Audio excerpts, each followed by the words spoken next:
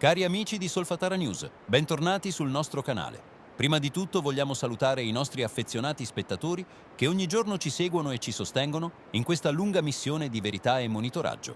Un ringraziamento speciale va a tutti voi che state donando sulla nostra campagna GoFundMe per l'acquisto del nuovo drone termico. Grazie al vostro aiuto potremo continuare a osservare, documentare e raccontare ciò che sta accadendo ai Campi Flegrei, senza filtri e senza silenzi. E a chi ci sta guardando per la prima volta, ricordiamo di iscriversi al canale Solfatara News, di attivare la campanella e di entrare anche voi nella nostra comunità che ogni giorno si impegna a tenere alta l'attenzione su uno dei luoghi più inquieti e misteriosi d'Italia. Anche oggi siamo tornati sul campo, come sempre, per monitorare la caldera flegrea. Le nostre telecamere e i nostri strumenti hanno sorvolato la zona della fumarola Pisciarelli e quello che abbiamo visto non lascia spazio a dubbi. La pressione è altissima, il getto di vapore è continuo, denso, impetuoso.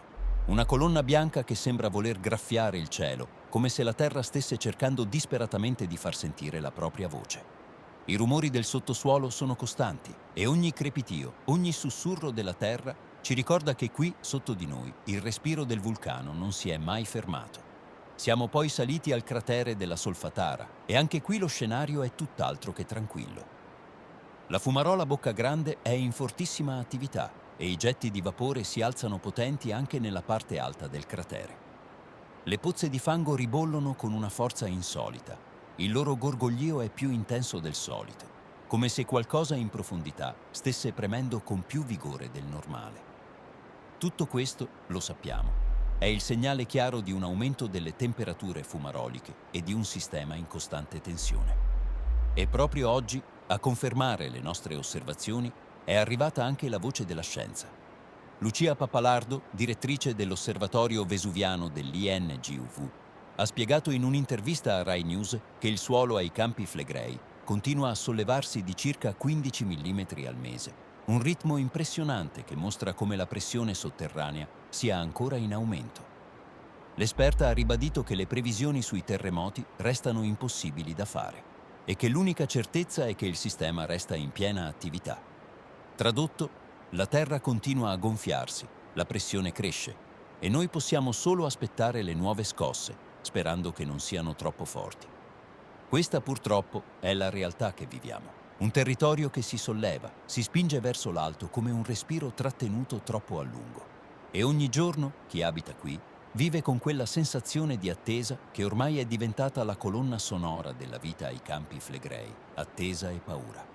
Due parole che ormai camminano insieme, mano nella mano, per le strade di Pozzuoli, di Agnano, di Via Antiniana. E a proposito di Via Antiniana, siamo tornati anche lì oggi, per documentare l'ennesima scena che si ripete da mesi.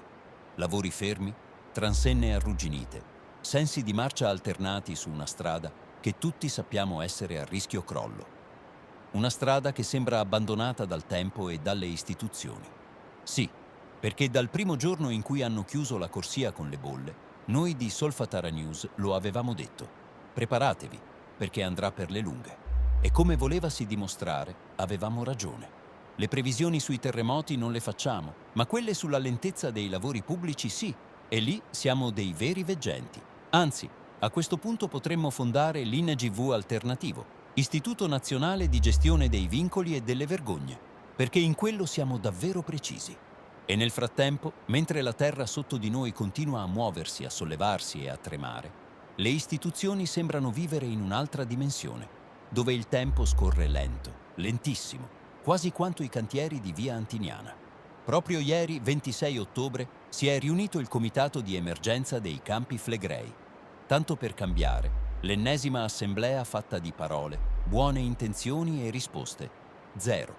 Si parla, si promette, si analizza, ma alla fine si torna a casa con la stessa domanda che da mesi aleggia su questa terra. Cosa stiamo aspettando? Aspettiamo un terremoto più forte? Aspettiamo che il terreno ceda da solo? Aspettiamo di dover dire ancora una volta «lo avevamo detto». E intanto la gente resta in balia della paura, tra le scosse che si susseguono e le strade che si sfaldano, mentre il suolo continua il suo sollevamento inesorabile. Ogni millimetro è un messaggio della terra e noi continuiamo a leggerlo giorno dopo giorno.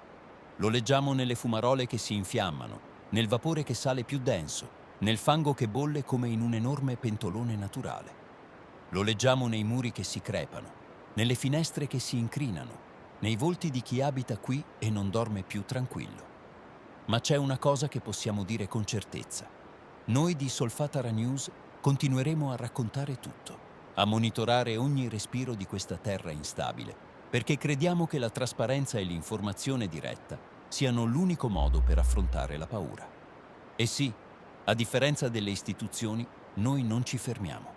Non abbiamo bisogno di riunioni per decidere se filmare o no.